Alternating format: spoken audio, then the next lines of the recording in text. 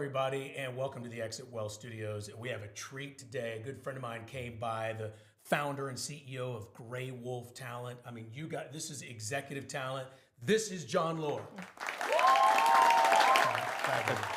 Thank you. That's the most applause for a recruiter that I've ever heard. Well, I think when you say recruiter, you sell it yourself a little bit short. Tell me about your space and your typical company.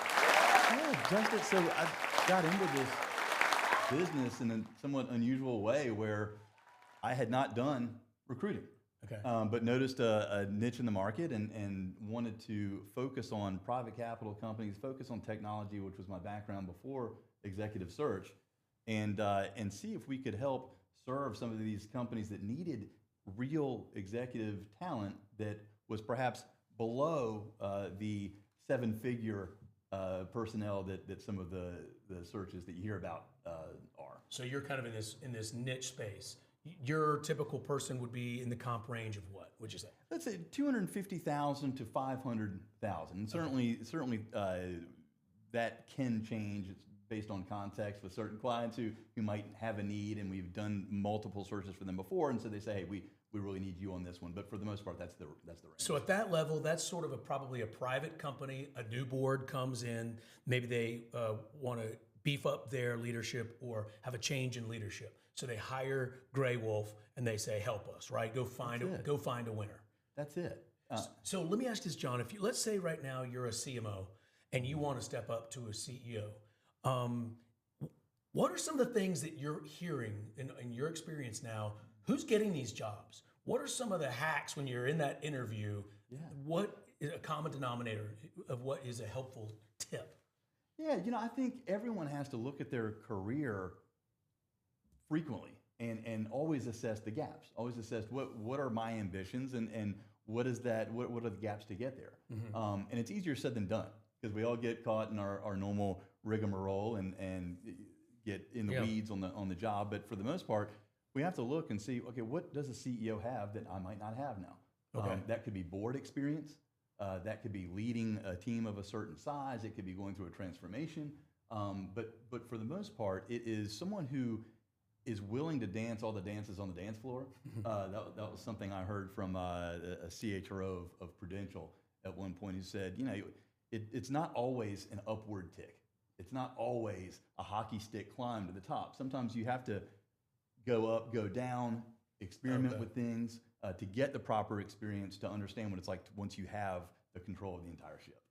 So these boards, when they're looking at candidates, are they valuing an undergrad education or an MBA? Are they valuing work experience, the most recent success? Is that getting the most attention? Or is it the performance of the candidate, him or herself, in that interview room? I mean, can you win a job if maybe you were a stretch in terms of experience, but if you just killed it with personality, maybe you get that job? All of that can happen, right? And I think that's what makes this such a mysterious and sometimes exciting industry, is that it is so contextual. One company that is looking for one thing might be totally opposite from someone looking for a CEO in another company. And I think everything you mentioned is certainly in play.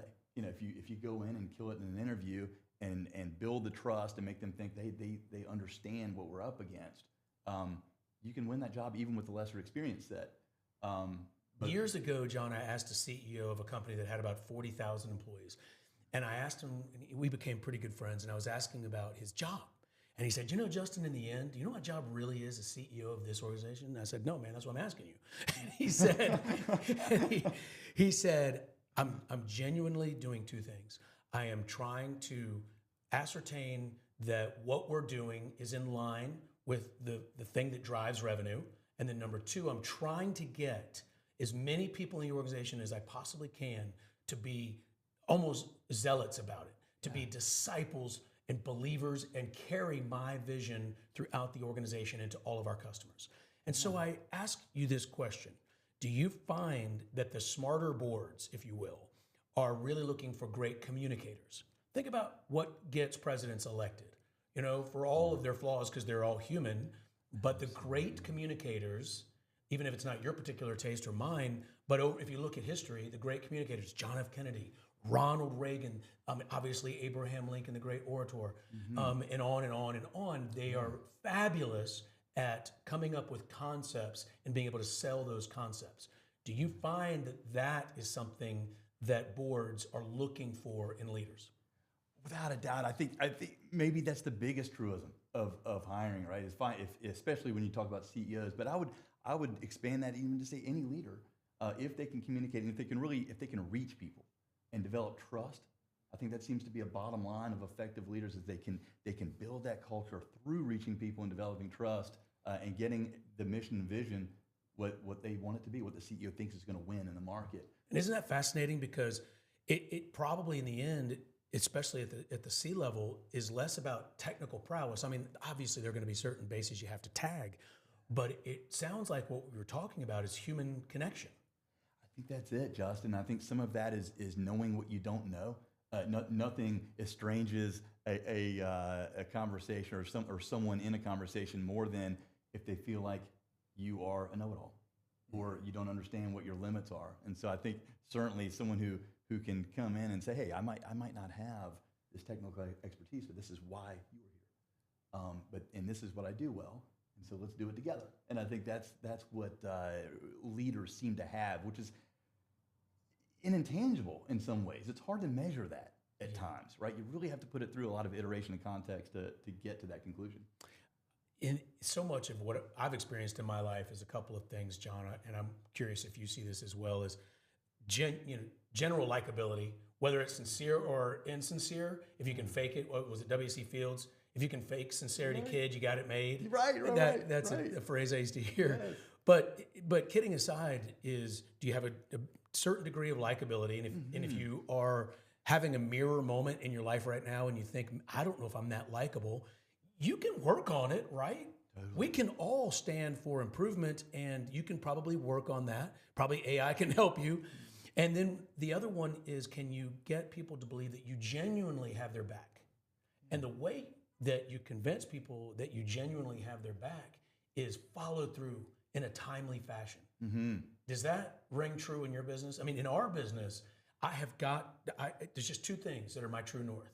Is I'm going to show you that I have your back, that I genuinely care about you and your family's finances, because if you ask me a question, you will get an answer within the day. Full stop. I may not be finished with my research. I may say, John, let me address some of this. I got your email. I'm going to call you tomorrow morning after I do a little more work on this. But if you send me an email and you don't hear from me for 3 days, the client is wondering, am I really that important?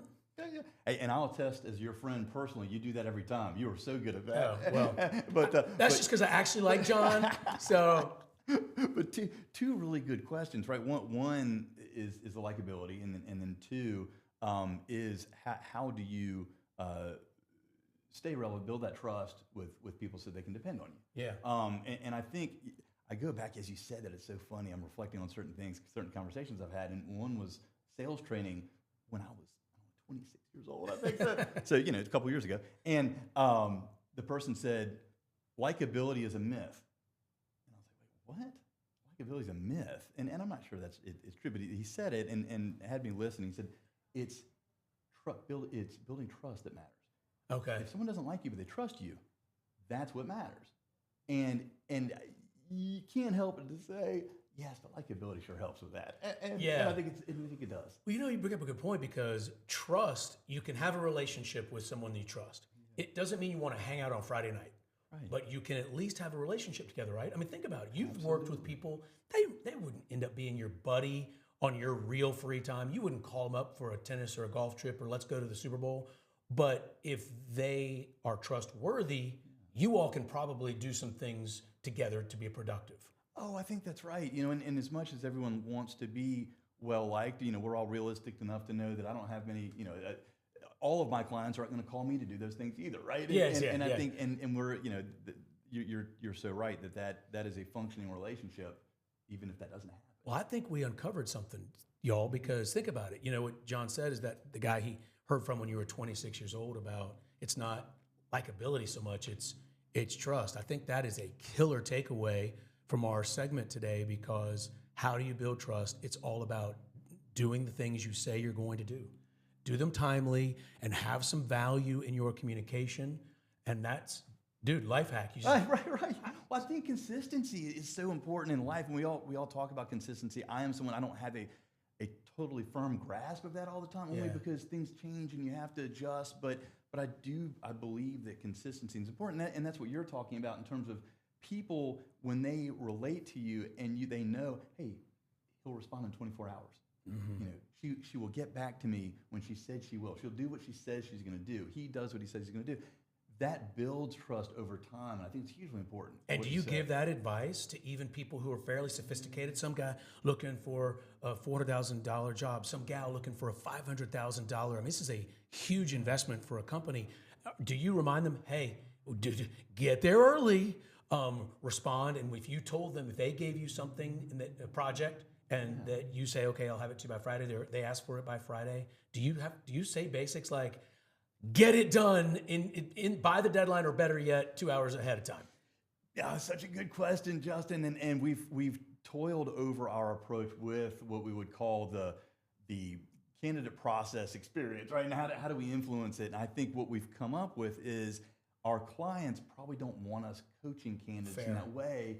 At the same time, I feel like I always want that feedback, right? There's plenty of times where someone needs to give me that advice, and in turn, I think at the appropriate time we can do the same and say, hey, what could help in the future is X. Responding to this, or hey, he just didn't have a good feeling on the working relationship because they couldn't depend on the response. But at the same time,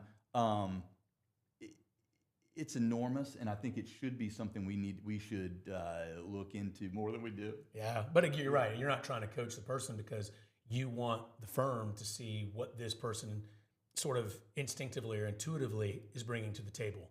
I will ask you this for some red meat as we close today, John, is, all right, do you ever shake your head and think to yourself, you got to be kidding me? I mean, I do it all the time. Sure. People are both crazy and they're full of it. People lie all the time.